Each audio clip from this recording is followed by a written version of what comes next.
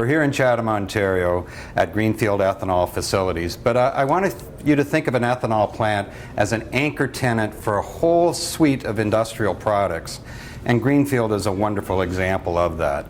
We take the CO2 and we pump it over to a greenhouse. We take the front end of the corn germ and we take the oil off and we make biodiesel.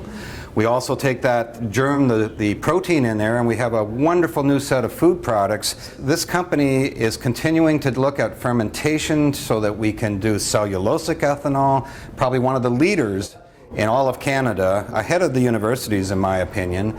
So once again, we've taken a commodity, corn, we're making a whole range of products from it, and we're creating knowledge as we do so, and we're selling that knowledge to the world. All here from Chatham, Ontario. There was no such thing as fuel-grade ethanol in Canada until we built the first plant. And this was before any mandates or anything else. And the purpose being, the ecological and business purpose being to have a renewable fuel, to add to your gasoline so that you would not be completely dependent on oil. It would burn cleaner. It has a higher oxygenate value. And so there was utility, both ecologically and from a business perspective, to have the fuel ethanol business. We recognized fairly early on that we would have to add value-added co-products to our mix. For every ton of corn that goes through a first-generation ethanol plant, approximately 1/3 of that will result in ethanol, your major product. 1/3 of that will generate distiller's grains, which is a high-protein animal feed. And 1/3 of that will be carbon dioxide. We're now dealing with new innovative ideas to actually optimize the use of the CO2. For example, at Truly Green, where we are transferring CO2 across the fence, literally, for their greenhouse application.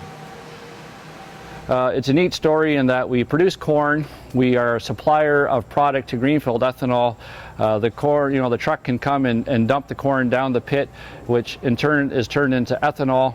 There's a byproduct called distiller's grain, which we use in our feedlot operation as a supplement in our feeding program. That truck can be loaded up with distillers on its way out, brought to the feedlot operation. And by default, in that process, there's waste heat and CO2, which can now be pumped across the road to Truly Green farms, and theoretically in the afternoon of that day used to grow tomatoes. Another example is using the CO2 in a new technology that we're collaborating on today as the feedstock to produce a drop-in renewable fuel, whether we're talking about jet fuel or a diesel fuel. And using CO2 in a very innovative way for that purpose. That's the kind of biorefinery strategy that we have adopted and are continuing to employ. When we established this facility, we intended it to have two principal functions.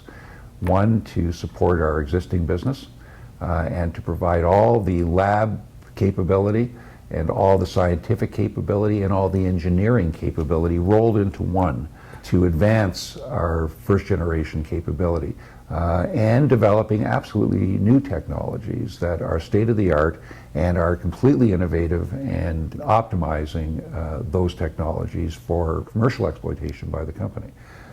Here we are in our analytical lab, which is equipped with a series of 18 high-consistency mixers.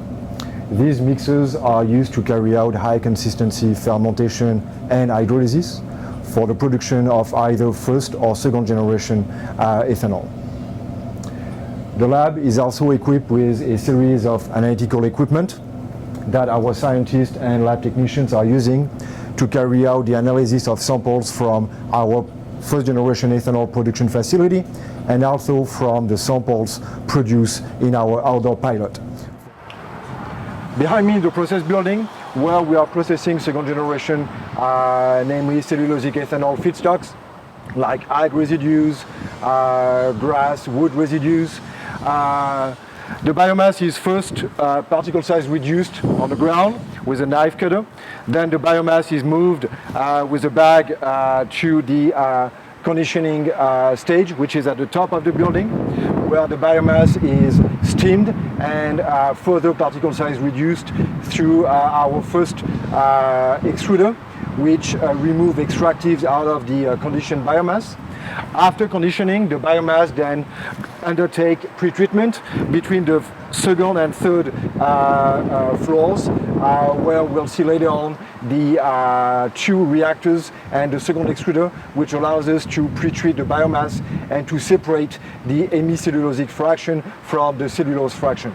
Both fractions are separated and then recombined to produce ethanol. We're the only one that has the extensive R&D lab capabilities where we are today. I don't think anyone else has this capability, and so it separates us from the crowd.